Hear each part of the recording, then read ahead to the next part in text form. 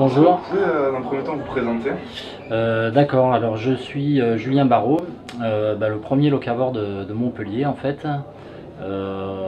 Locavore, quel est ce terme? Donc c'est celui qui consomme des produits locaux.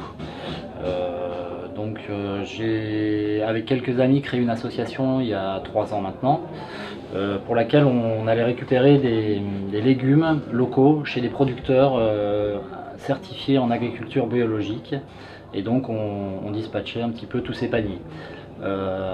Et au fur et à mesure, il y a beaucoup de demandes qui est arrivée, donc j'ai créé en parallèle une société pour pouvoir vendre des paniers à tous ceux qui le souhaitent.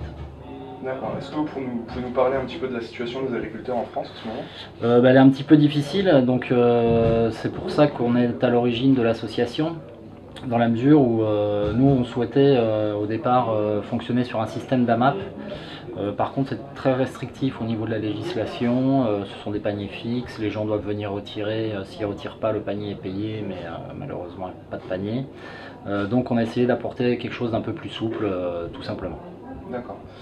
D'où l'importance d'acheter local en fait? L'importance d'acheter local, c'est pour la qualité des légumes, puisque ce sont des légumes mûris à point.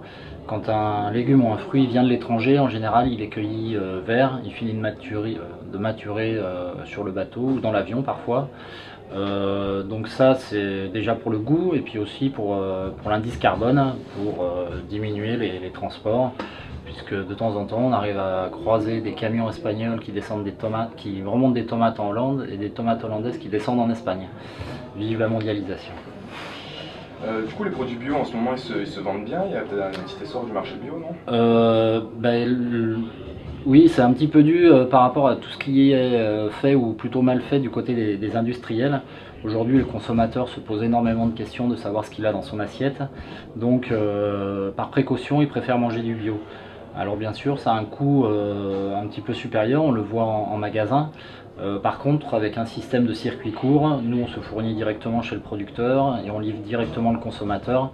Donc il n'y a pas de véritable surcoût par rapport à du produit conventionnel qu'on peut trouver en magasin.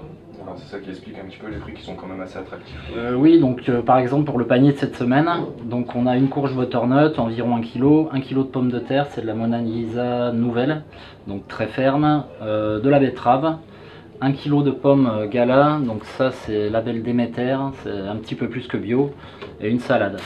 En termes de provenance, ça c'est Latte, ça c'est Provence, moins de 120 km, ça c'est Sommières, betterave de Assas, 7 km. Voilà. D'accord. Est-ce que vous pouvez juste nous reparler un petit peu pour finir de la certification Déméter?